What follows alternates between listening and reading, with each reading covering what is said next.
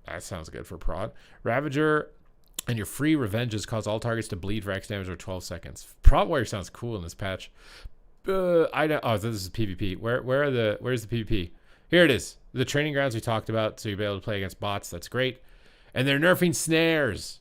I've complained about this ever since Legion.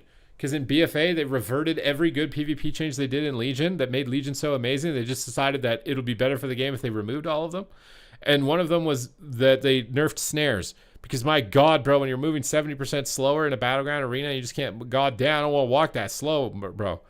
I'm a bit worried about it because they're nerfing not just the Omega snares, they're nerfing even the regular ones. So like Chains of Ice is a 50% snare now, which is massive. And Feeble is only 20%. Like, was this? I don't know if this is necessary. Anything below 50, I don't know if it needed to be nerfed. Anything above 50, felt like it did. But I guess this is that Chains is still technically stronger. Maybe you're still feel like you're, I mean, it feels like you're moving really slow when it's above 70%. They're nerfing just snares across the board. Every class, Magus of the Dead snares, Felsguard snares. They did not miss a beat with this. Just every single snare, even Typhoon and Thorns. They added Dispel Protection as well for Boomies, which is nice. All the snares removed some PvP towns people weren't taking. Infected Wounds on Feral. So Feral snare is very weak. Or at least Guardian. Wait, where's Feral? Doesn't Feral also have that? I could have sworn Feral also has that. Did I forget one? Or are they okay with Feral having that slow? Ancient of Lore PvP talent has returned. Shapeshifting into an Ancient of Lore. Why? I thought we were trying to remove cooldowns and make healing outside of cooldowns better. Why are we bringing back the Giga-Tree? I don't understand that. That seems like it's going against what they were trying to do up above. For Evoker, Unburdened Flight was frustrating players to deal with, particularly capture the flags. With this new design, slowing an Evoker with hover active will still have the effect of canceling out the Evoker's speed bonuses. The goal is to balance Evoker's kiting capabilities while still keeping them mobile and slippery. Unburdened Flight now causes hover to prevent movement abilities being reduced below 100 rather than making you immune. So you'll still move it. I feel like that could be a big nerf. I mean, maybe it needed to be done, but that could have huge impact, I think, to all three Evoker specs. Movement snare reductions across Hunter. My God, there was a random bunch of pet abilities that had snares. For Mage, oh, they nerfed all the Frost Mage stuff. What? We're only nerfing the Frost Mage slow to 70? Why? What is this one? Does that have to do with like Cone of Cold or something? If that doesn't have to do with Cone of Cold, I'm gonna get mad. Why is that one 70? I don't like seeing 70. And then for Monk, movement speed reduced from 70 to 50. I'm just trying to see if anything was missed here. They even got Lightsmith mobility in here. Mind Flay also got nerfed. So Shadow Snares got nerfed. Siphon as well. Crippling Poison, thank God. Oh my God, this is the most egregious snare in the game. And System Shock. See, I'm okay with these ones that are like resource dependent, and also makes System Shock like a more appealing thing. Something that's manual, significant cooldown, like decent investment, can be 70%. Passive AoE Blizzard? Oh, hell no. No. Distracting Mirage is 50%. We got some Shaman Snare reduction as well, even including the Hex one.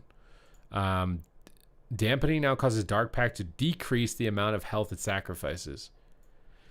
So it'll absorb less, but cost less also, so it's a bit better in dampening. But they also nerfed your snares by a lot, which is huge for Warlock. Piercing Howl got targeted. You never take it. Fell Fissure also got nerfed. So hopefully we're going to be moving a little bit faster. Oh, Storm of Destruction staying at 50, though. But they didn't nerf Hamstring. So what is Hamstring? Still 50? Or maybe it was only 30. I'm not sure. I think it's good that they're lowering that. You can tell by how many they've listed here that maybe something was missed. I think the most egregious outliers are listed here, and this was the last really annoying thing, at least with CC, was just like waddling around the map everywhere. So we're not going to waddle anymore. But this is the most like, the goals of this patch are so massive on such a limited time frame. I want to believe it's possible, but this video is over an hour long. This is the longest patch video I've ever done. And I don't know if it's 100% on the money, you know, with the tuning or not. That's crazy. So we're going to have to wait and see. We're going to have to go on the PTR. We're going to have to test things, and I'll keep updating you guys as things go along. So thank you guys for watching the video, and I will see you in the next one. If there is a next one, because my God, that took up all the time in the day, dude. What? Bro, we're back. I can read the chat. That was an hour of 20 minutes of me ignoring you guys. I'm very sorry. I don't know if anyone subscribed because I can't see. If you did subscribe, please let me know in a second here, because I'm still trying to like fix my stream UI now because everything's scuffed up from that. Oh my God, bro. Did anybody sub and I miss it? I'm sorry. That was like an hour and 20 minutes. Gigatree is back. Bro, Resto Druid is going to be insane. It's going to be insane. Wait, nobody typed a single message the whole time I was reading through that? Nobody? You guys all you're just all quiet in the class and reading and just being like, what? I think the goals are good. It requires a huge amount of tailoring to achieve. Like a disgusting amount of tailoring to achieve what they want to do. I don't know if the changes they've listed there is enough to do it. I don't know. I want to say it's probably not. You're a focused student. Someone gifted you 5 subs for Blood DK? I think you were lying. You went grocery shopping? You literally just missed the entire thing? Now I have to encode this video, which is disgustingly long. Like, I don't even know if YouTube's going to allow me to upload this. They're going to be like, nah, dog. What the fuck? I want to upload an hour and 20-minute video? Please tell me my mic wasn't muted.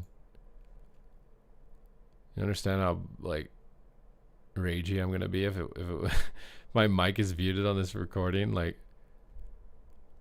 it literally is taking it like 20 minutes to just readjust the audio tapering to get this to go. Bro, what? Oh my God, bro. I went from kind of like this is a fluff patch this morning, and now I'm like, I don't know. I feel like this is either the best thing ever, or they don't hit it on the money and then we're back in Dampenville.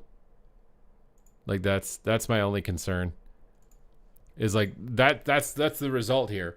Is either you get the tailoring of the tuning on point and the game is great and we're in a new way of playing the game that I think is good, or you don't get the tuning on point and nothing takes damage and it'll be boring as hell. It's very delicate and specific. What classes do you think will be OP? In that meta, it depends on if they compensate you, right? Like they compensate a lot of classes that were typically burst classes. That's the other thing you have to do is like a burst-based class also has to be compensated in that instance, right? Because if you switch the meta entirely, then it shifts the paradigm to dot classes. So like the burst classes have to be compensated. That's what I'm saying. It's so much to consider and to calculate.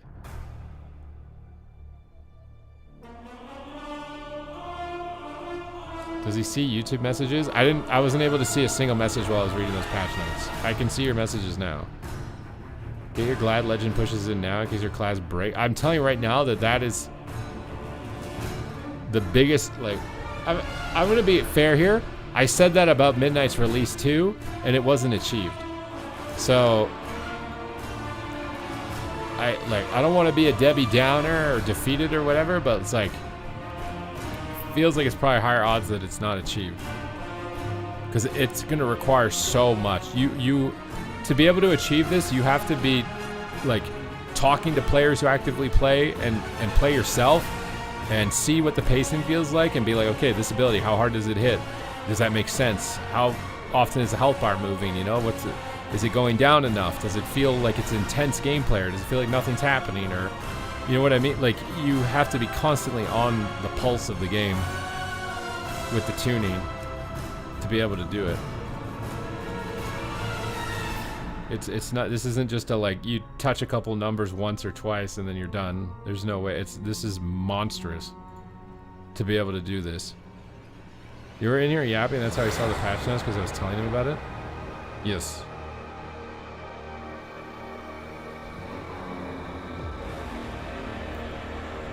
You're not screen sharing, by the way? What do you mean screen sharing? I've the WoW's on the screen, isn't it?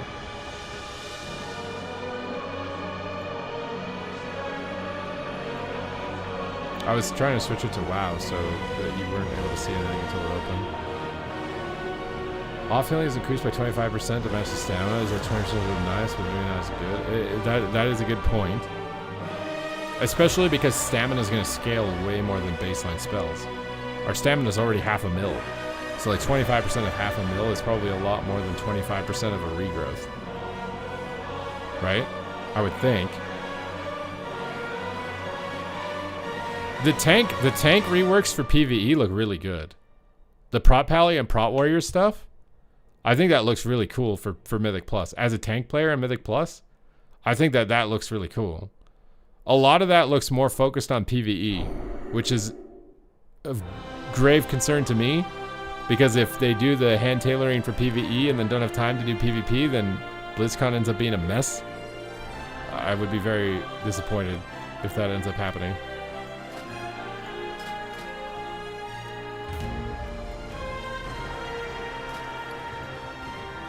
Okay, so I'm encoding an hour-long video, and I'm hoping the encoding will be done before this queue pops. I'm gambling it.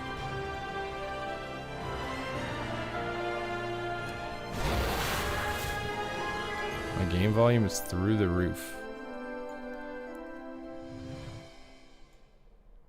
Is it that bad?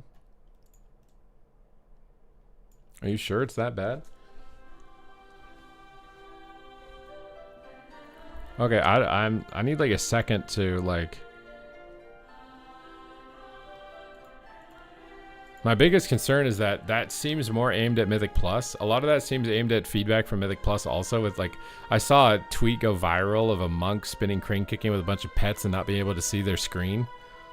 So I feel like that's the main reason they're doing the pet stuff. But the pet stuff's good. But did they even really reduce that much pet stuff? It was mostly on Holy DK. They didn't reduce any pet stuff from Hunters though. Yeah, the warrior changes are really weird. They seem like kind of nostalgic aimed, like Whirlwind and Rend, and I don't know why the hell you want to make Whirlwind a single target button when the Fury is like already over bloated on single target buttons. Like it would have to replace one of them.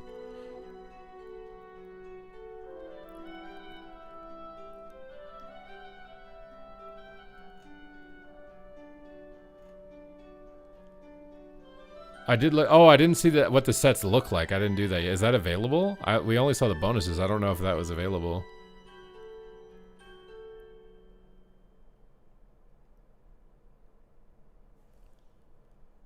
Apparently Venomous is the name of the season. That makes sense if PvPers are toxic.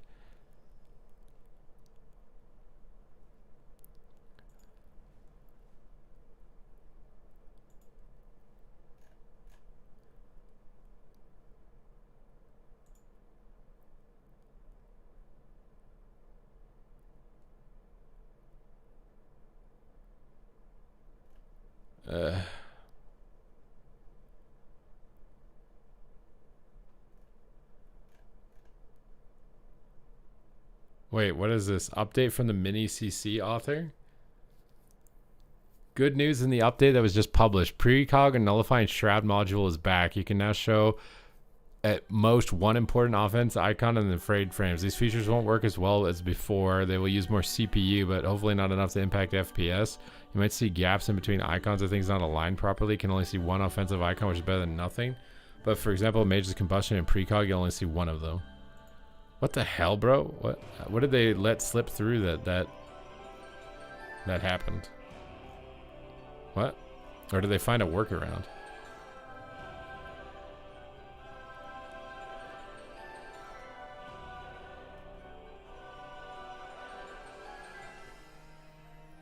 Apparently the indie game Mecha Chameleon has sold over 3 million copies on Steam, and the devs spent less than 5 months making the game.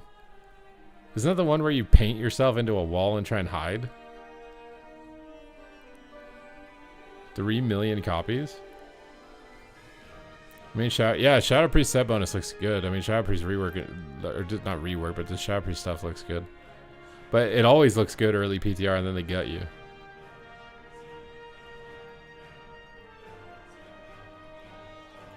Wait, what is this? They're also...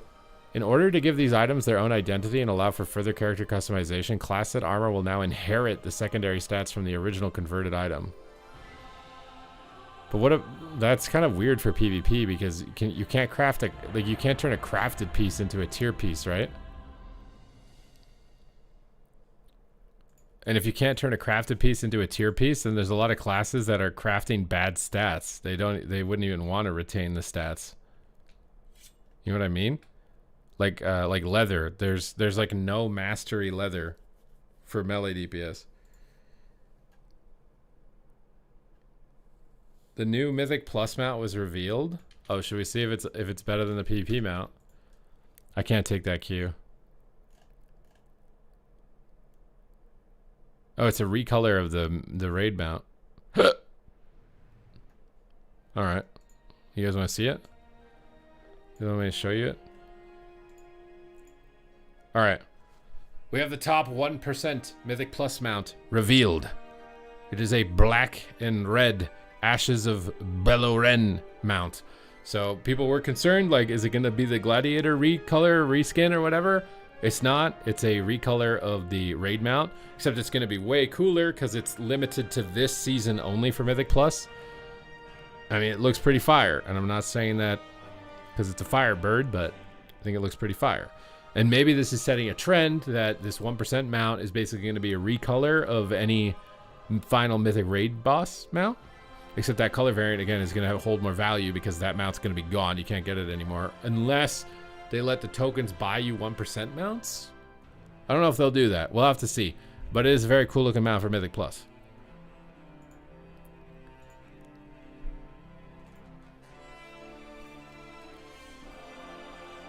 Yeah, no, the changes on PTR. This is my biggest issue with this PTR. Nobody in the public tests mid-expansion patches. They just don't. They just don't test them. They don't test them because it's not as exciting as an expansion. So I think the amount of public testing is going to be at its most minimal. Holy fuck. Holy fuck. Bro, this fucks hard, bro. Oh my god. Look how insane. Dude, the Paladin set for the next patch. Oh my, this is one color variant, and we don't know what the animations on it are going to be either. I like what I see. I like what I see.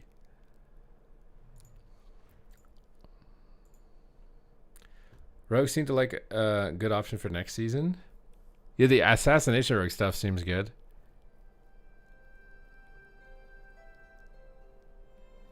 Bro, this video is going to take literally hours to finish encoding. What are we going to do, man? We have all the sets. I'm going to have to make a video going over all the sets now, guys. I hope you guys are ready for another video. You guys ready for another one, dude? I literally just set up my UI to see the game again, and we have to do another video, bro, because if you don't do this stuff first, then you're last and nobody cares. All right, we're doing this again, bro. Everything's getting muted. Everything's going dark. I hope you guys are ready for this. I don't know if my game is closing or it bugged out because I'm encoding. I don't know what's happening. All right. What the heck am I moving on my screen right now? I don't know. We got a lot of stuff to react to today, buddies. We're eating good with the content. We're eating good with the content. Good morning, good afternoon, and good evening, everybody. Thank you for tuning into another Super Tees video. And Blizzard has just unveiled what the new tier set bonus models are going to be for Season 2 of Midnight. And a couple of them that I got glances of on Twitter looked absolutely sick. So we're going to be doing a live reaction and reviewing all the different color combinations for each of the classes and what is the exciting cosmetics going to be for this patch. So we get Death Knight up here first. We get a red set, which is likely Raid Finder, shoulders with skulls in them. I didn't even notice the skulls. The skulls in the cage radiating out with this spike and these blood spikes on the helmet as well. Very good. Very good. Like this a lot. Like this a lot. We got a plague version of it for Plague Skull. Very good. Very good. We got Frost. All the specs are covered, bro. All the specs are covered. We got Frost Skulls. And then we got just ghost, complete ghost mode. And we've only got 4 sets here. So we don't know which ones are necessarily the elite PP set versus Raid Finder. We don't know, but DK is a winner, bro. I would say DK is like maybe a 9 out of 10. I think the only thing holding it back from a 10 is the chest piece is maybe a little bit on the basic side. Like the shoulders and helmets are just, they're ripping, but chest piece maybe holding it back a little bit from a 10. Demon Hunter, we got some beefed up beefcake shoulders here on you. We got demon, like Fellhound shoulders. That's cool, focusing on some of the demons that they don't typically focus on. Helmet's a little bit light, you know, just a little bit of a tiara. Belt's kind of cool. I like the boots, big hefty boots and gloves. Playing it on the safer side. The Fell Dog does look cool on the shoulders though. I would say these shoulders probably have like a cool combination. Also got the open chest Demon Hunter vibe, a little bit of thighs as well going in on this set. We got red version of this with like dog. Oh, this looks like the Mists of Pandaria sets where the shoulders have like animations coming out of them. That could carry the set a lot. That could change my. Look at all the glowing on this. It looks so much better with the glowing. Okay, and then we got a green version of this one as well. So if you want Fell or Fire, they're focusing in on like the core fantasies of Demon Hunter. I think the glowing might carry this. I'm probably gonna keep my reservations here and say it's a 7, but maybe the glowing pushes it up to an 8. I feel again like the chest and the legs, I'm not a big fan of it, but the rest of it looks cool. Druid, what are we doing with Druid here? We got like bird bark. This is cool actually, and a little bird bark face with some horns coming out. I don't know about this clipping through on the shoulders, or maybe that's just the gloves look kind of good. Reminds me of like a Nordrassil set, like a more modern bird focused Nordrassil. It's interesting. And they got the classic color combos. These are good colors. Usually I'm like critical of the color combos. This is like, oh, that's such a good. These are great color combos. Great color combos. The gold and green, excellent picks. And then we got like the faction specific red one. A little bit more like autumn as well. I think Druid, I'd say 8. I think Druid's an 8. It looks good. The cloak is kind of meh, is the only thing. I don't really like the cloak. Evoker, we can only see the shoulders. I wonder if there's, okay, here we go. Evoker, just smoldering ebon. Looks very nice in red. Again, they're leaving like a lot of open space on the arms and stuff. And then we got like teal, just really leaning into the Evoker color palette here. Same way with the other ones. We got glowing eyes too. I wonder what the glow looks like on this one. Just bronze. Not a big fan of this, like, I'm not even sure the color. What does describe the color of this? But like the purple reddish. Not a big fan of that color palette. And then the Horde faction. I assume this would probably be the PP one because of the red. Evoker, I'm kind of dragging a little bit lower, probably like a 6.5. It's not getting me like, oh my god, I got to play an Evoker. Hunter looks kind of cool here. We got some interesting spikes on the shoulders. I don't know what that helmet's supposed to be, what animal that is. Like a beaver with big saber-toothed jaws. A little bit of feathery on the chest. Again, helmet, shoulders, carrying the set. Not a big fan of the chest or the cloak. Maybe not so much the pants either. So the shoulders and helmet, definitely something I'm gonna want to get though. These look insane with just this, with the red spikes and everything else like that. Like this looks really good. The red one looks way better than the other color palettes. Also, this red one, and then we get a green one. Not a big fan of the colors actually. The shoulder and helmet definitely is something I'm gonna get, but the rest of the set, yeah. So it's probably for me like a 6. It's really just that. Frost is going kind of old school here, or Mage in general is going a little old school. We got this kind of like purple Archmage look. Again, shoulders carrying this set. Rest is kind of basic. It's really just the shoulders for me that are jumping out. We got different color palettes. We got the teal. We got the purple. A little bit of cosmic essence going on with this. We got some fire, some orange. It really didn't take much risk with this mage set. Kind of so it looks a little bit basic. Shoulders are definitely carrying it. Rest of it is just kind of basic. I don't like the cloaks at all though on these sets. Mage I'd say is like 6 again because it's just the shoulders. Monk has got this really interesting little feather on the helmet. What is going on with Monk right here? We got some ghost feathers coming through here, which could look really cool with your cooldowns. Again, kind of playing it safe. Not really a huge amount of risk here. Shoulders aren't popping nearly as much as the other sets, but I do like the gloves and the boots outline here with Monk. It's not like the Super Saiyan set we got in the War Within, but I do think this is a cool texture. I think that these feathers, if they have lightning on the shoulder. Seems like they really put emphasis on helmet and shoulder. I guess it's because they know like we care about helmets and shoulders a lot. Not a big fan of the color palette. It's probably my least favorite so far because I really think it's only the helmet. Like Feathers look really cool, but it's just really only the helmet and the back of the helmet. I don't know. Back of the helmet being purple. I think Monk's probably my lowest at like 5.5. Paladin. This is one I saw on Twitter, and you just look like an armored titan, bro. Like, this one makes you look like a demon guard paladin or something. I love these spikes coming out the back of it. Again, the chest piece just feels like it's a little off. Am I wrong about that? Like, the chest piece just... The rest of it looks so good, and the chest piece, like the coloration of it just feels off slightly. I feel like the cloak is kind of holding it back. The cloak on this one's better. This one looks cool. It's like a Titan guard, but again, the chest just looks like it stands out. Like, I don't know if it's lower graphics quality or what's going on, but the chest piece just doesn't look like it fits. This one's probably my favorite on the Paladin with the fire embers coming through, but the chest piece again is just, it's standing out. I don't know why. Why does the chest piece and the cloak not match? Oh, the gold one looks cool, though. Again, the chest piece is too bright, though. Why is it so bright compared to the rest of the set? I don't really understand. The helmet's a little bright, too, on this one, but maybe it looks better in-game. We'll have to see animations on it. Paladin, I think... I was saying it was my favorite one, but now after seeing the DK one, I don't know. I'm probably say a 7. I think the chest piece is... I don't really like the chest. Priest, oh no. What are they doing with you guys? They're trying to do a play on the Absolution set. I like the face, the distinction of the face, and the Void Portal in the back. It's like a play on the Absolution set that already existed in TBC. I do like these spikes. Actually, the more I pay attention to the details, it does look cool. The shoulders and the chest.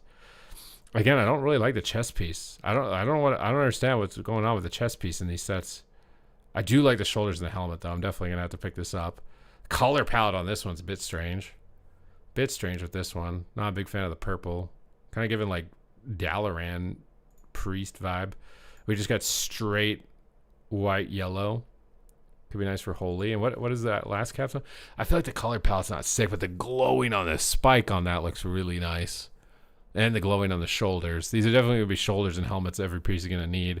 Rest of the set can probably do without. So I'd probably say like 7 probably for priest here. We've got rogue.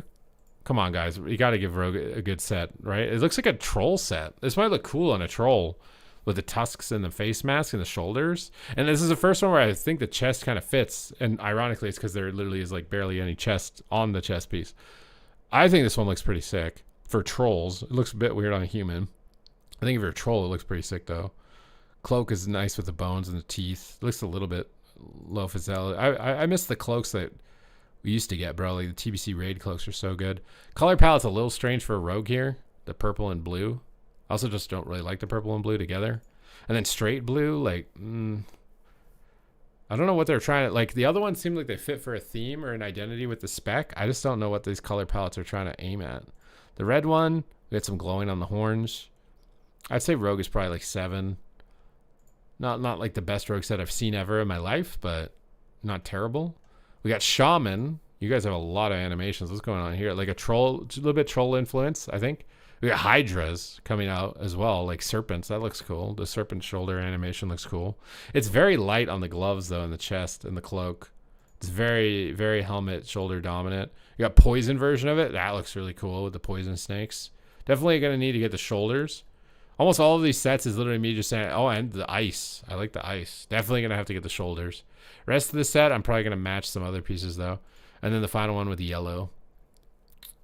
I think this is going to be the PvP of the elite one. Although maybe they didn't reveal the elite one. They might not have revealed the elite one. Warlock. Oh, God. How are they going to one-up Warlock, man? Warlock sets always look insane. They kind of just played it safe. You just got demon spikes. Oh, you got infernal gloves. Like, rock hard, like metamorphosis. It's almost like they're memeing you for deleting metamorphosis and from your demo kit and then giving you these transwangs on your hands. You're gonna definitely want the gloves. The gloves, these are the coolest gloves of all the sets. Helmet shoulders, kind of playing it safe. Kind of, you're like a locked away demon with like these chains, which is kind of cool. I like that. You get the purple. This is a decent color palette. We just get these seem like standard color palettes for Warlock. Some red fire, orange fire. Nothing too risky. Not a big fan of the purple in the chest. Again, these chest pieces, man. What's going on? Everything else looks so insane. Like, look at all the animations on all this, and the chest piece just looks flat and two-dimensional with no life. I don't understand why the chest pieces look so lifeless. And then warrior, we got big spikes, glowing little armor bits. Looks like a Herod helmet from RuneScape.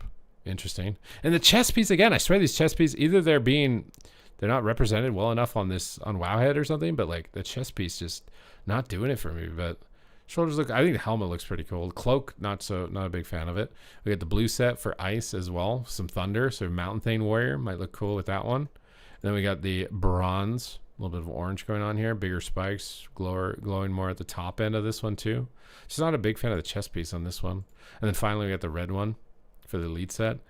Feels a little off, like it's a little bit more purple than black. Like I kind of wish it was more black colored on everything else with red. It's also a very similar color palette to some other previous warrior sets, which could actually make it match really well with some other warrior sets. But the chest piece, this one I'd probably say is like 7. Nothing insane. The DK one looks the coolest. Seems like the shoulders are the best parts of these sets, and then I don't know what's going on with the chest piece, but that's my rundown of the sets right now, my ranking of the sets. Let me know your opinion down in the comments down below. Which one of these sets is getting you intrigued to try that class for the following season here in Midnight? Other than that, thank you guys very much for watching, and I will see you in the next one. Okay, dude, we've just recorded.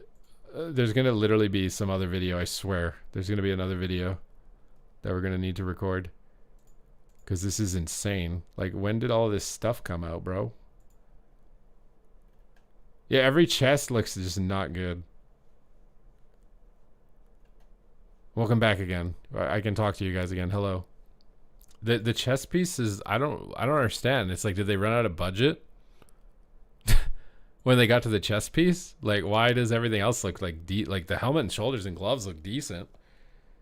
And then what happened, bro? You want an AUG guide? Bro, I've lost every game. I can't make a guide out of all those defeats. Bro, my video is still encoding. That patch video is so long, like, it's literally gonna, I don't even know if I'm gonna be able to upload it. It's gonna take so long for YouTube to approve it. Like, goddamn, bro. This is a lot of stuff. Why you hate on the monk set? I don't know. It just looks like every other monk set I've seen. I don't know. Just looks the same. Nothing huge or stands out, you know? Like, I got too many previous sets of comparison is the issue, so it's like, I don't know what to tell you. It just didn't like stand off of the page. I don't know if I'd say any of the sets were like complete flops, but I really don't like the chest pieces on them though. I'm gonna have to get the shoulders and the helmet for a lot of them.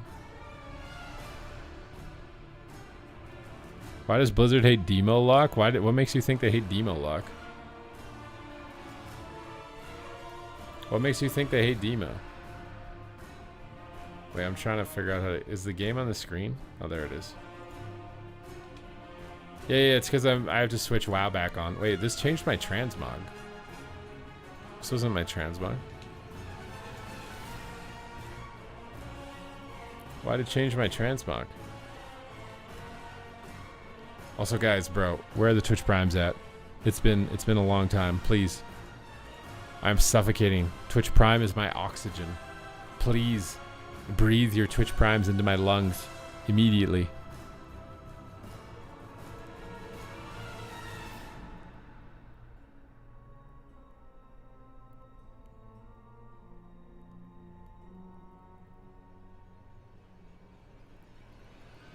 Why is everyone assuming they're getting nerfed?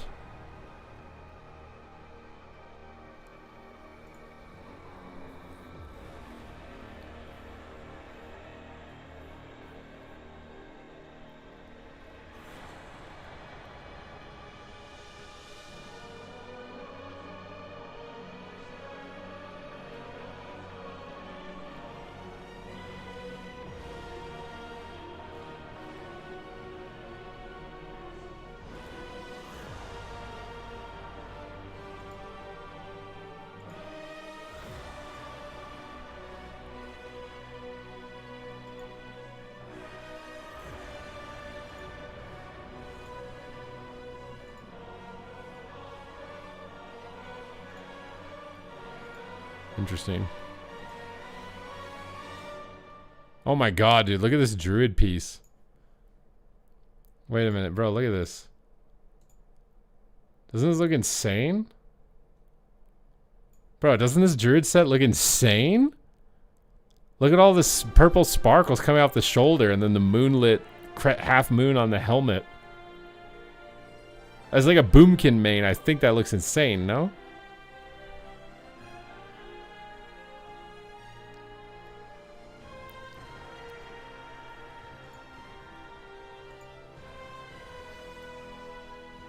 Except the chest.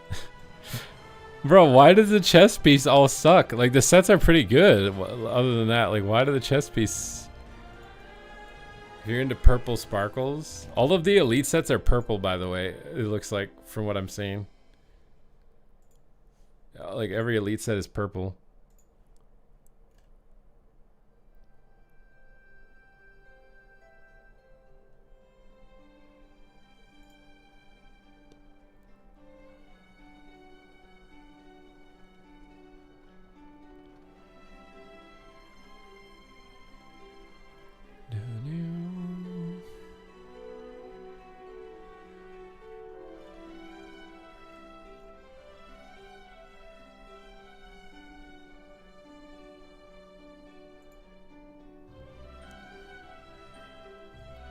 They ever make cool stuff with the same color so you can't combine them?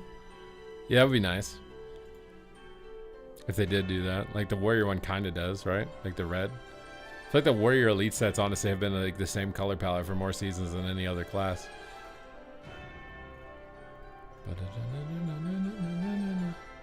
Bro, this video is literally 50% done in coding. Like, this is crazy to me.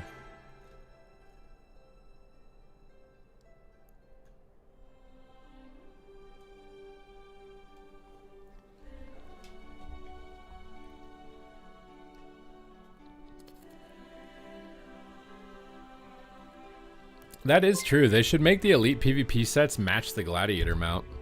That's my opinion. That does make sense, no? Thank you for the sub, my guy. I don't know why that didn't pop up in the chat, so I can't see your name, but...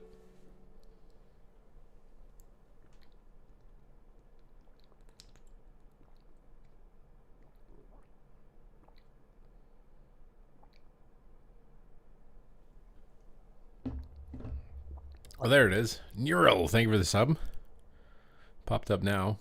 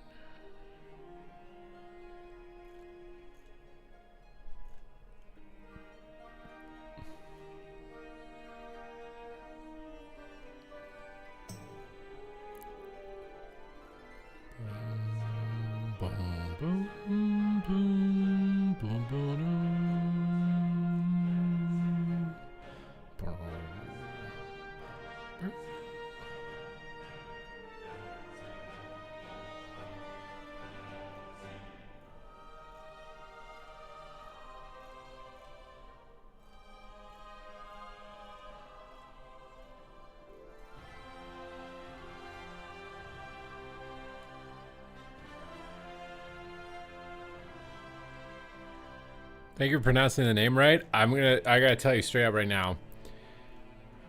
I'm not gonna say it right the second time I say it. That was a fluke.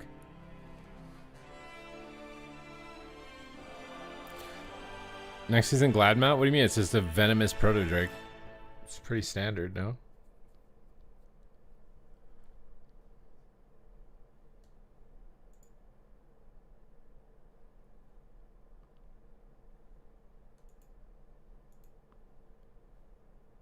Have the Island expeditions been so far tonight? I haven't tried to queue one, my guy. Maybe I should. Maybe we should become an Island expedition streamer.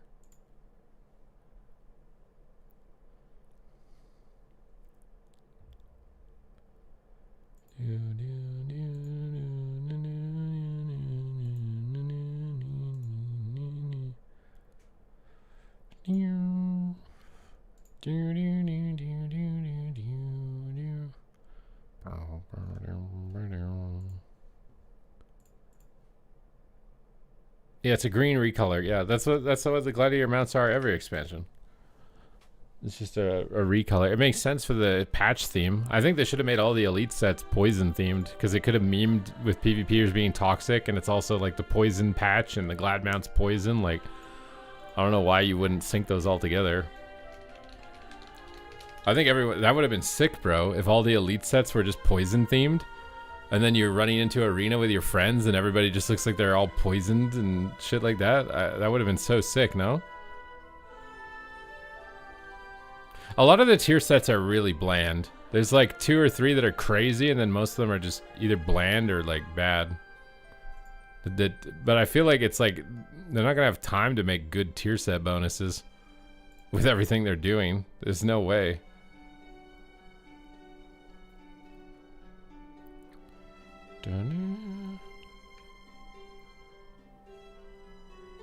Interrupts that miss will have a new visual. Bro, can we look at this and just like... Okay, bro. Bro, this is a problem in retail WoW, okay? They're adding a new visual to show when an interrupt has been missed to help players identify that. Look at the image that they picked. What the hell is on the screen? What do you mean that's the missed kick, the red bar? Look how many health bars there are. What am I even looking at? This is my biggest problem with retail. It's just this clutter of visual stuff is just... What am I looking at?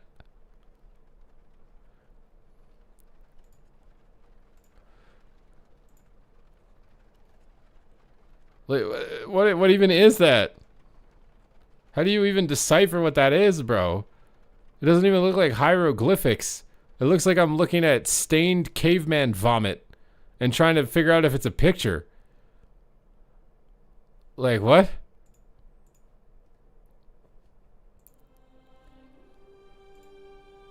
Bruh.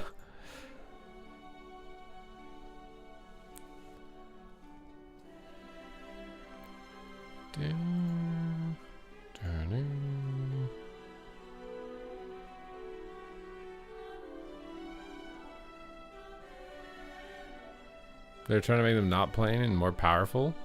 I can't see anything on that. Maybe it's a bad screenshot, but like, what is on the screen there?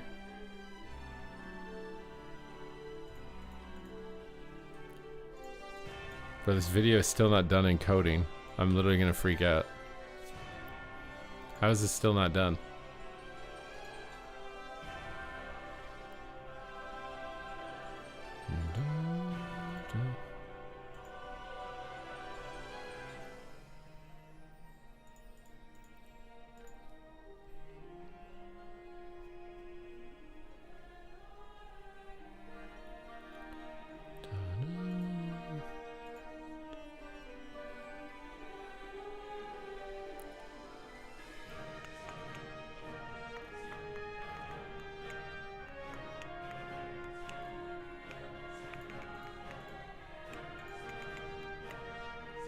You're an hour and 10 for Blitz. Your queue time? What rating are you?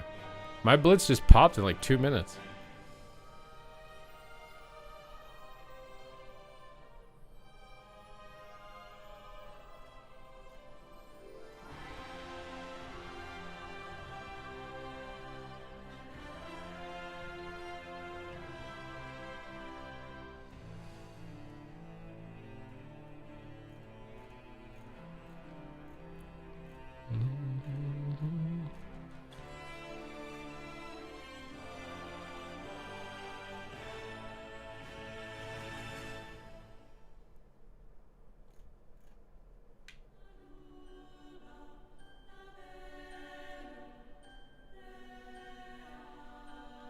Hope you had a good day. Wanted to thank you for inspiring me to push harder this season. You got your first 2300, maybe first glad push. Go for it, my guy. No time like the present right now.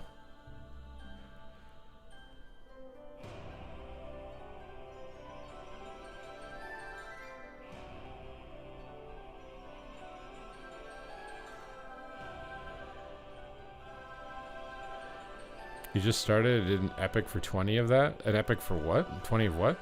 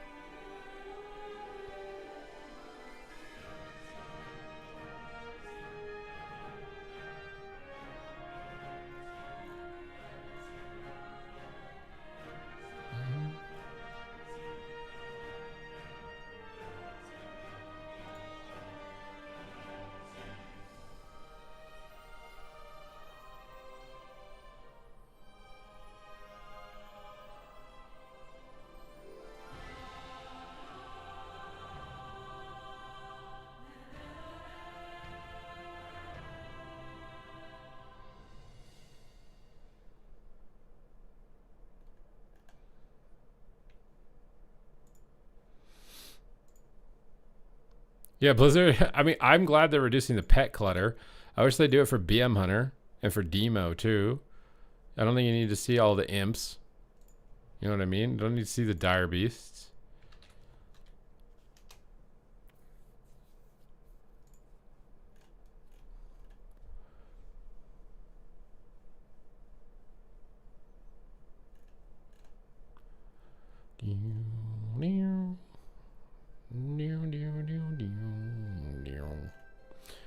You're at low rating. You did an epic BG that took 20 minutes. Oh, you're in an epic BG. Epic BG queue time's probably long if it's not like the weekly quest or something, I would assume.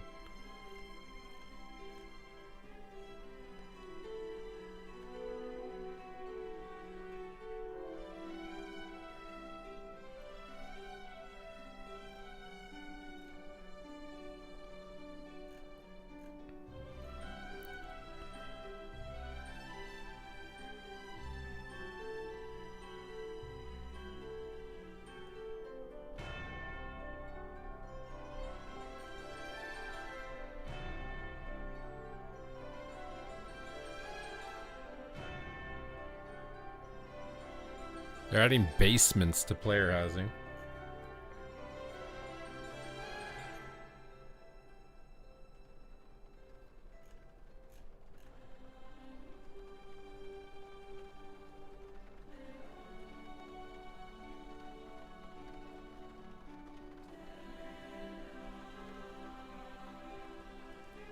Rated BG score, all luck. There's a significant amount of rounds that are complete RNG, yeah.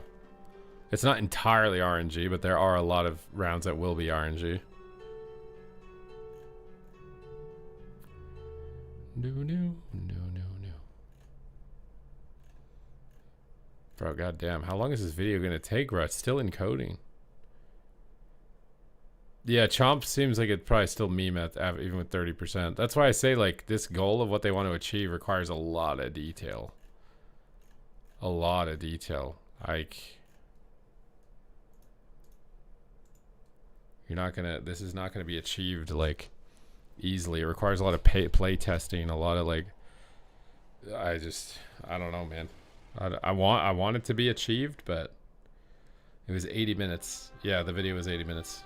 I'm gonna forget the name that I made of this video after it's encoded, so I'm not gonna be able to find it.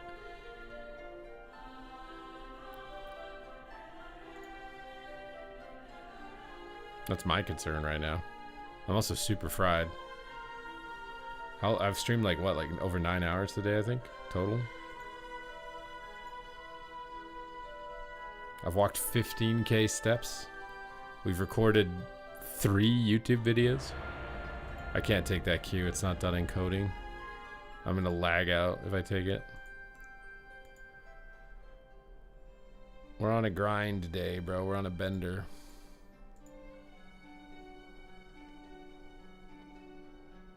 Wait, it's a choice node with Moonfire. What?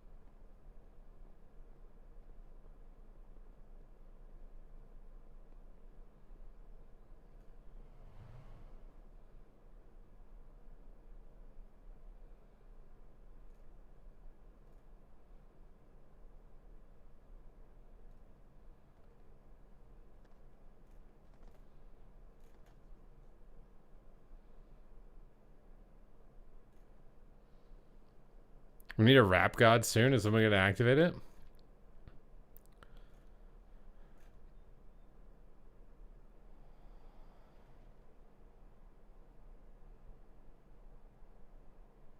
I know I missed the queue. I said that I can't take it. When my video's encoding, it lags my computer out.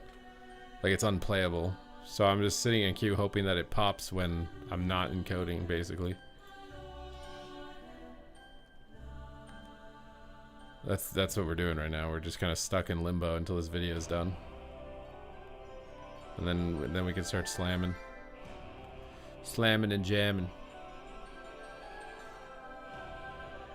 Can I explain Arms Warrior rotation? I can try if my computer doesn't destroy itself. For me to attack the training dummy. You see this? Look at this FPS, dude. Like, I can't. I don't even know if I'm going to be able to attack the training dummy to show you. The first goal is you need Rage to put Hamstring up and Rage to put Thunderclap. So you need to overpower to get Rage. Then you Thunderclap to get Rend. Or you'd probably want a Hamstring first. Depends if you're playing with a slow class. Execute proc is your biggest priority. So if your Execute's glowing, you press it. If Overpower's glowing, you press it. And then if nothing's glowing, you press Mortal Strike. And then so you just keep Rend up, keep Hamstring up. Press things that glow. Otherwise, press Mortal Strike. And then if Execute glows, you press it. And then you can press cooldowns and do the same rotation. It's just you have to press your cooldowns before doing it. Things that glow, press things that glow.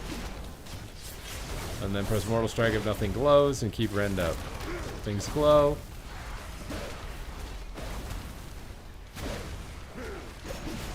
Heroic Strike is prio, but you have to get a proc of it while you're attacking. So you see a thing glow, transform, press glow, press glow. I don't know. That's the best I can come up with for you right now. I'm fried. Yeah, the FPS is awful. That's why I wasn't taking the cues. Thank you for insulting me, okay? My video is encoding. It will be done very shortly. I hope. It says it'll be done in less than a minute now. So hopefully we'll be able to go.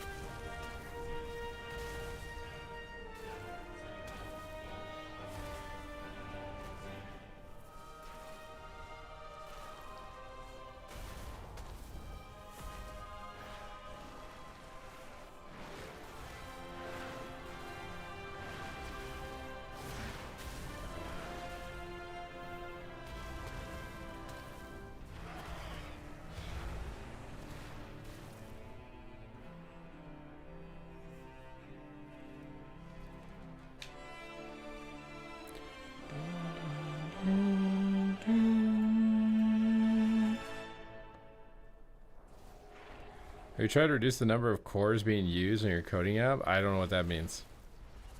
You think I'm some type of Scientologist? I don't know what you just said. You got Elite for the first time on Sunday. Congratulations. See? This is the time to do it, dude. This is the season to do it. If you never believed in yourself, now is the time. Alright, we're about to upload an hour and 20-minute video. Someone's gonna leave a negative comment, bro.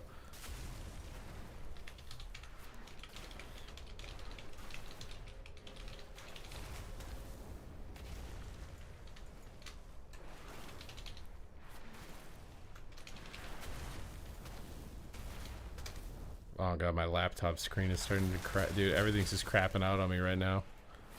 What am I gonna do? I did make a video. We're uploading the video right now with the class changes. It's just gonna, it's taking me a while because it's literally over an hour long.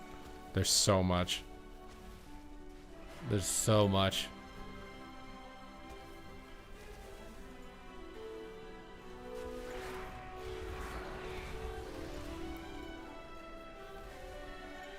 So I'm just making a thumbnail now and getting this going in here, dude.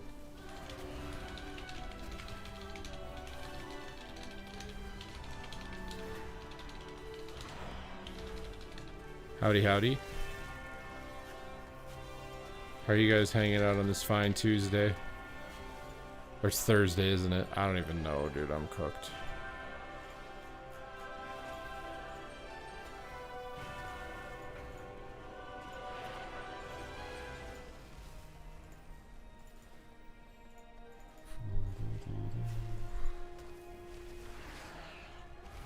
No, I'm not. I have a laptop as a second monitor. I'm not using a laptop to stream. It's just, it's my second monitor because my second monitor crapped out. What's up, Party Waffles? Happy Friday days. Yeah, exactly. That's how cooked I am right now.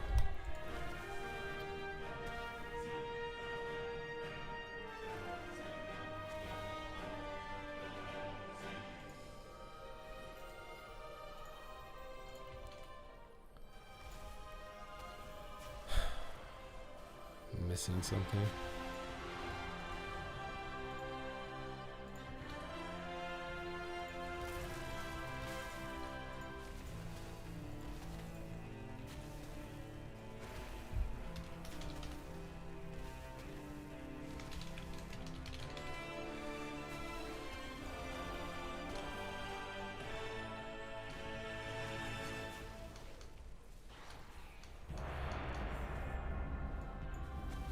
Okay, I think I should be able to take that queue.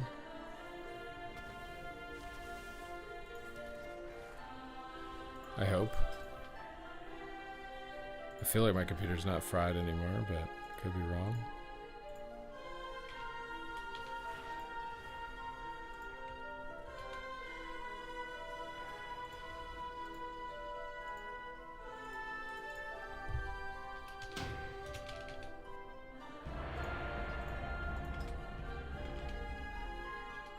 My god, I have so many tabs open, dude. Oh no.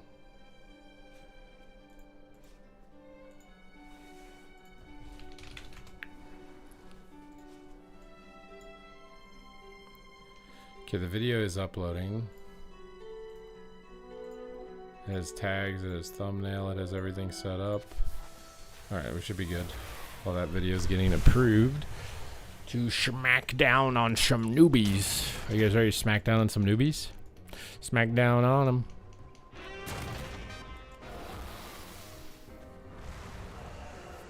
I'm glad that you guys appreciate the content. Thank you guys for sticking around, man. WoW PvP feels like it's dying, bro. Feels like it's on its last leg. So you guys saying that you're still enjoying it and I'm helping you out means a lot. And your Twitch primes don't hurt either. Did they change something that I can't see? Evoker Shroud or other buffs? They kind. I mean, you can, but you have to turn it on in the settings. WoW PvP can't die. I just got here. Well, if you keep gifting subs for AUG, I will keep it alive. But I will hate getting CC'd. What would you choose between DK and Demon Hunter? I'd probably play Devour Demon Hunter right now, just because it's new.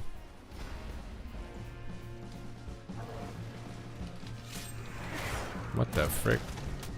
See how I'm pressing the buttons that glow and keeping my rend up? Like we talked about in the tutorial. I press defensives too. Try and spear this guy here. Oh my god, dude. Stun him.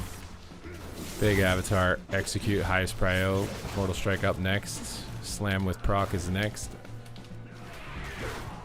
You take the kick. Blade Storm.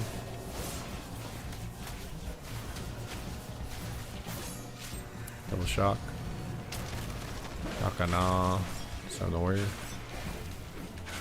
Big overpowers. Big executes. Got the life recon. I'm going to swap and line the boomkin.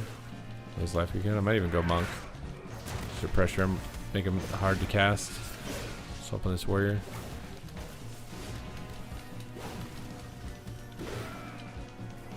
Let's get back on this boomy. Stun him up. Fear the healer. Disarms me. He stands while we're disarmed. Rally to buff my victory rush. Stuns me. He intervenes. Can't stop that. Big deep spear though. Shockwave everything. Connect with Mortal Strike Sharpened Blade to reduce healing. We got him.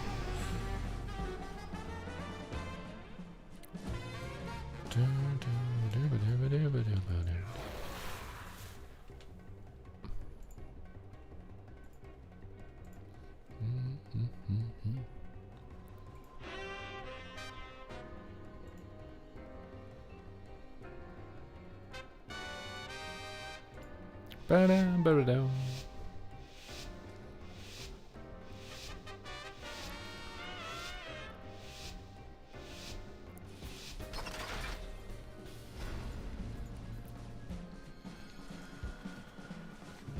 I'm playing Slayer.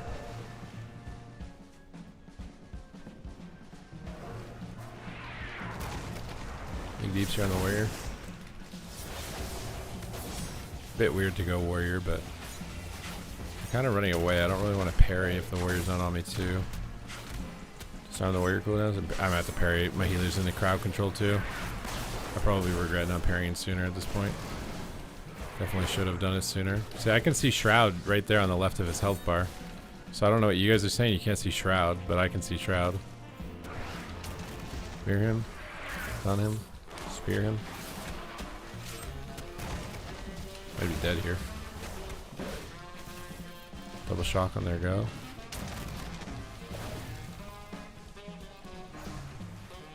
Victory rush. Really important to use victory rush when you're the target on cooldown. It's gonna be what heals you.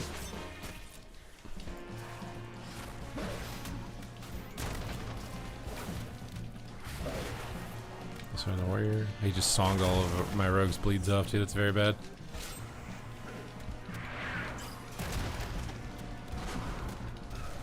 Oh, he faked. That's also very bad. Kind of just stuck in D stance. I want to go ham. Sharpen him low. Reflect. Shockwave everything.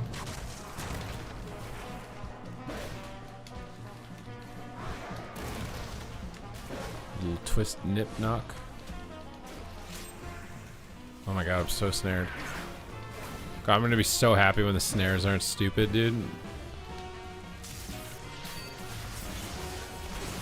I don't know if I should have gone battle stance. Feels like I should just sit D stance the whole game. But now I wish I was battle. Dude. The icon is very small. Yeah, I don't think you can increase it. That's where I see it. I also just look at the evoker. He can only get it when he flies in really fast. And he, like, so you notice him fly in really fast, you know he's immune to CC.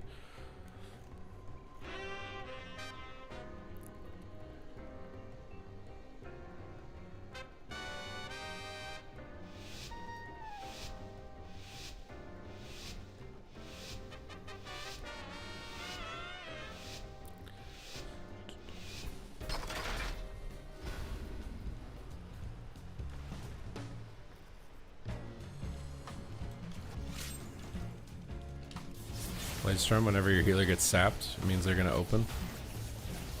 And then probably have to string a parry, because this Rogue Boomy has a very explosive opener. So I want to be as tanky as possible. I'm gonna spear after the spear. Double spear. Spearman iced tea. Do everything.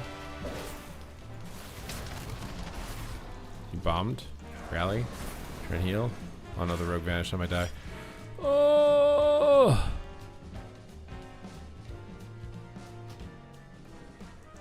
I think Colossus would be better here. I need the durability, but I don't have a tree for it, so I'm stuck with what I got.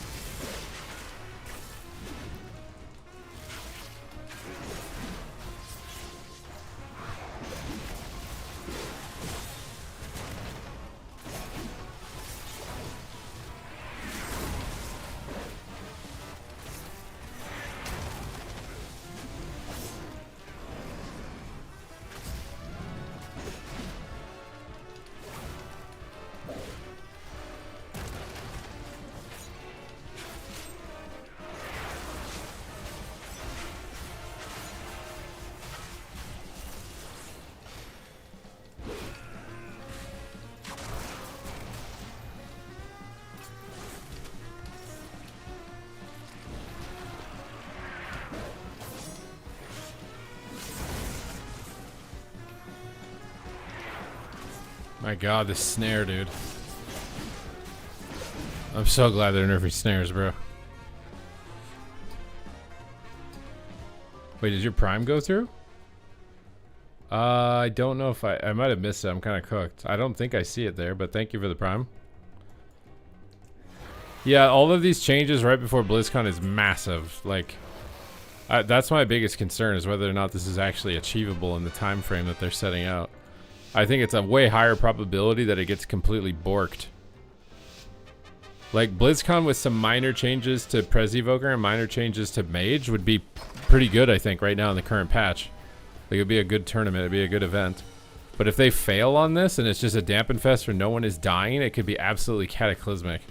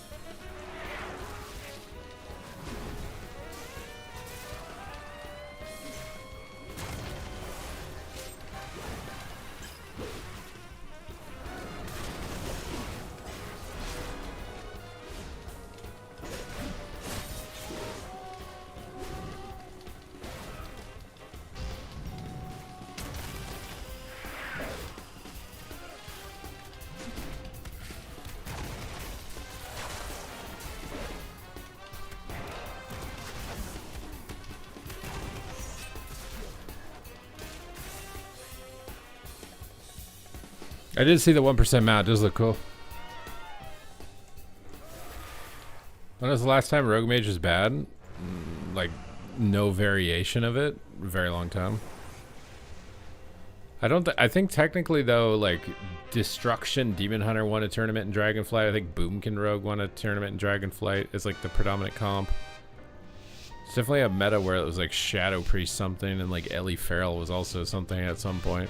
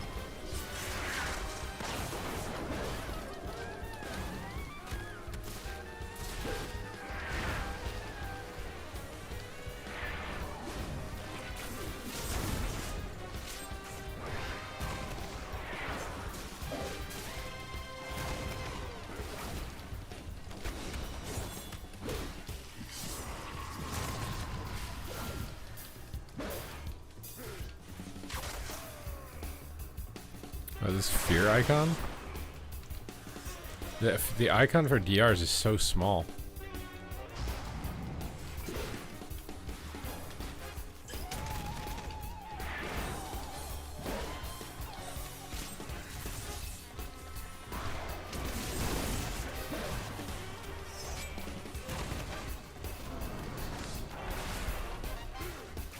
Dude, this snare is annoying as hell, bro.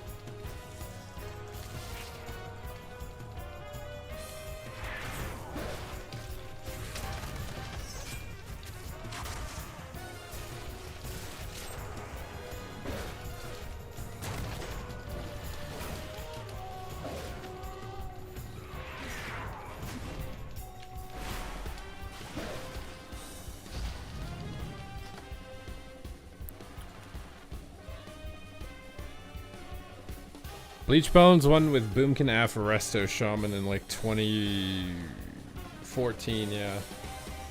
2014. And then 2015 was Turbo Cleave. 2016 was Windwalker Arcane, I think. Sea-Doo was 2018 as Boomy Havoc. I don't remember 2017. And then I think it was Waz as Rogue Mage, or maybe it was Warrior Mage in Legion in 2019. Yeah, Turbo and Rogue Mage were the best comps. Though. Rogue Mage was technically better than Turbo. I think the only reason that Rogue Mage lost at BlizzCon was because there's no add-ons. Because Rogue Mage beat Turbo with add-ons. I don't think you can convince me that it didn't.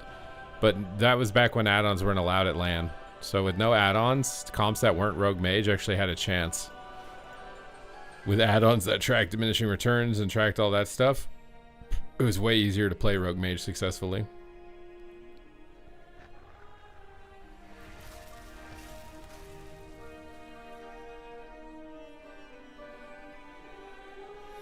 Shadow Priest. So Shadow Priest Mage in WoD countered Rogue Mage. It was a direct counter.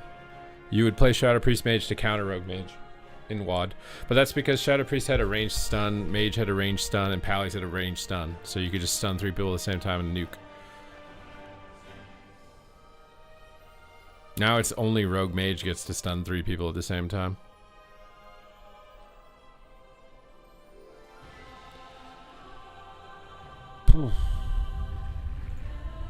Alright, the video is done, bro. This 1 hour and 20-minute class change video is uploaded.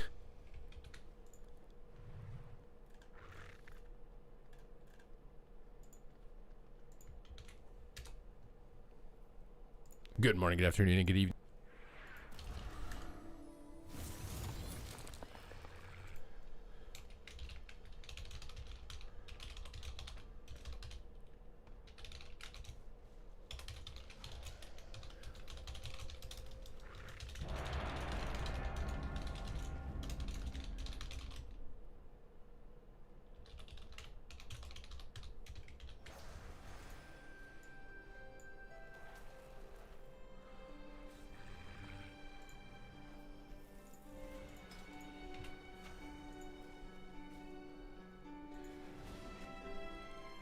You have to go watch that video? Bro, it's an hour and 20 minutes. Good luck. Good luck, my guy.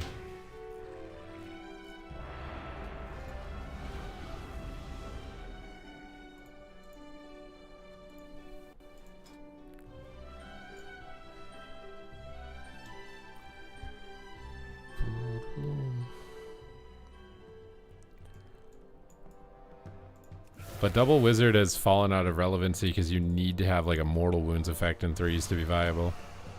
They could solve that by making dampening faster.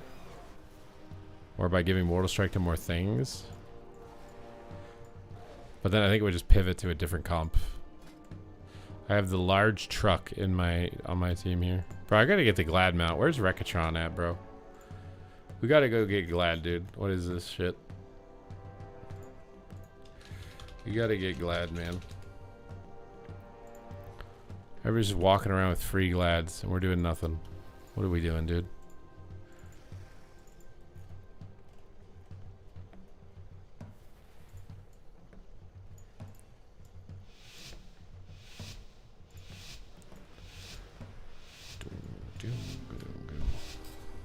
Get it with your viewer. We could probably do viewer Glad games. Try to help you guys get Glad. I actually think we could. Before the season's over. We might have to wait for a little more inflation depending on your experience, but...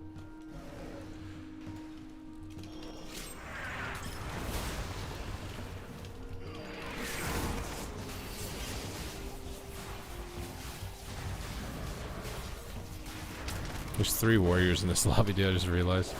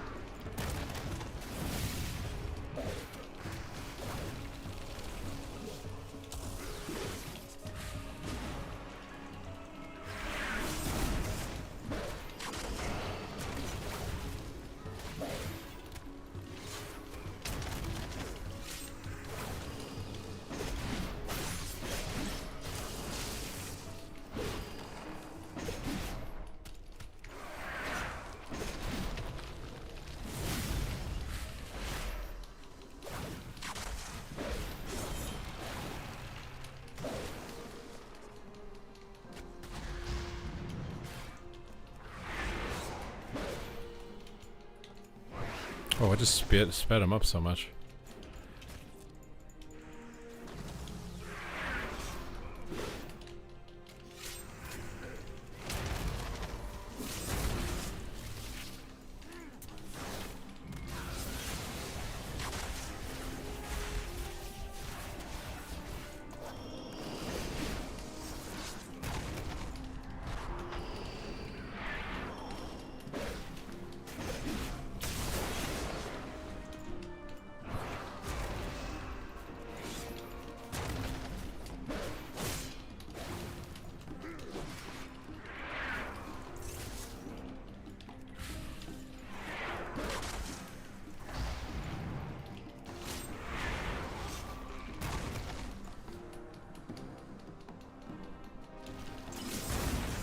Oh my god.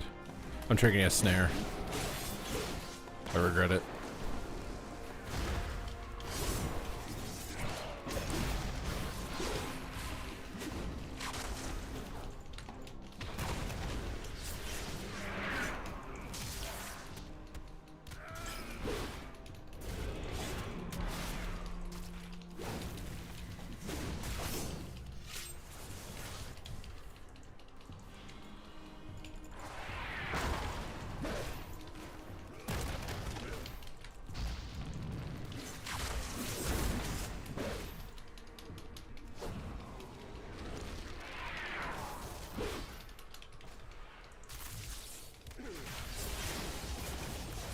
I don't understand why he's so fast. Sometimes.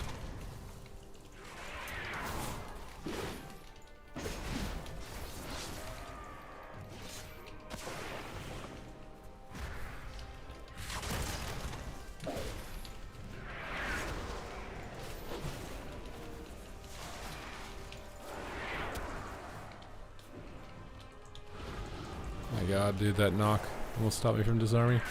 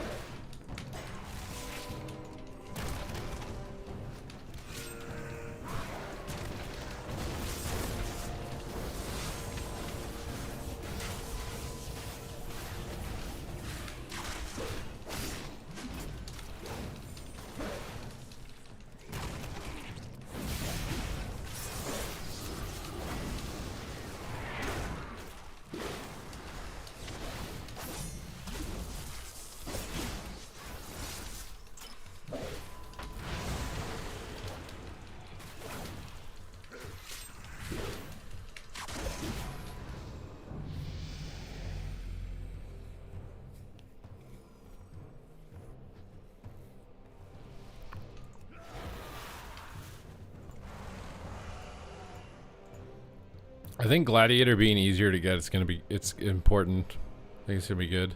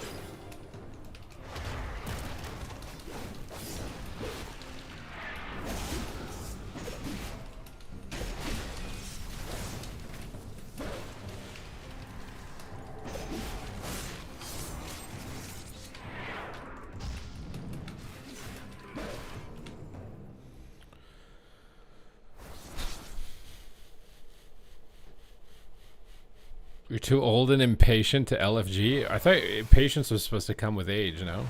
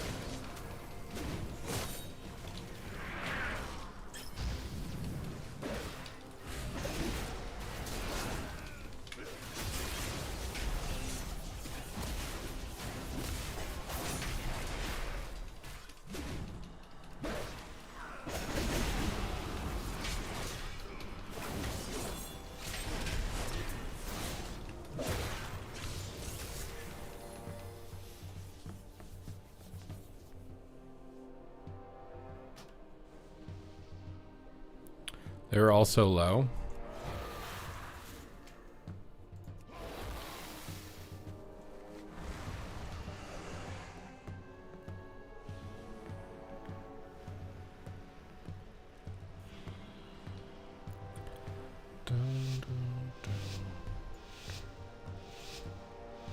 Wasn't my Ellie free casting that game?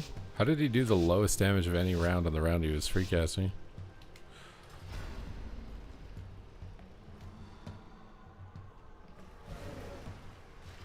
Oh god, dude. How did this trigger on me from so far away? How are we both stunned?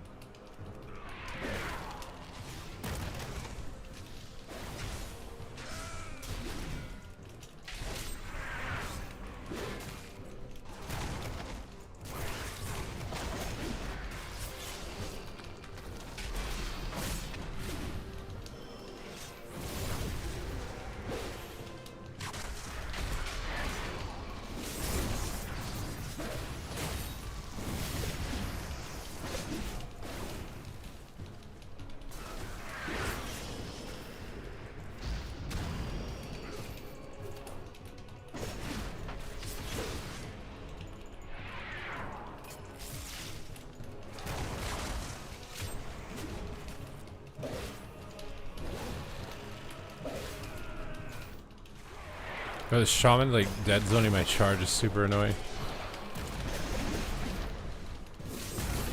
Oh my god, I'm one global away, dude.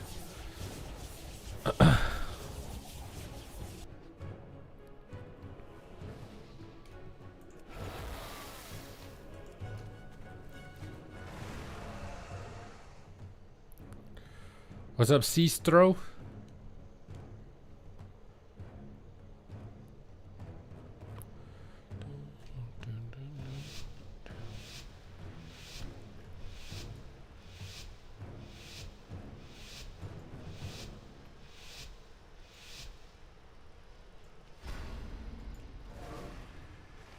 Two rounds are literally just complete RNG wins. Like, there's no skill difference. It's just one little minor crit difference between someone dying and not dying. Why is this guy AFK? Oh my god, I hate this fucking totem. I was dead through parry, I guess. The druid's AFK and I'm still dying. I don't know why the druid is AFK. Did someone type something? Is this a win trade? Like, what's going on? Why is he AFK?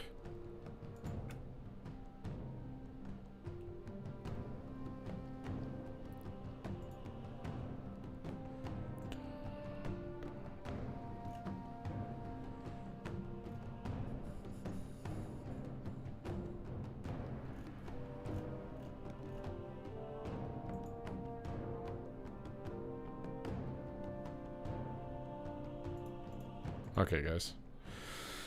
It's 8 o'clock. I'm cooked. We got a lot of content, dude. We got a lot of content. We got a lot of stuff. Trying to cover everything. We had 10 hours of streaming. Thank you guys for another fantastic day. Appreciate the support as always. I will see you guys at the flip side. Adios, amigos. Ciao.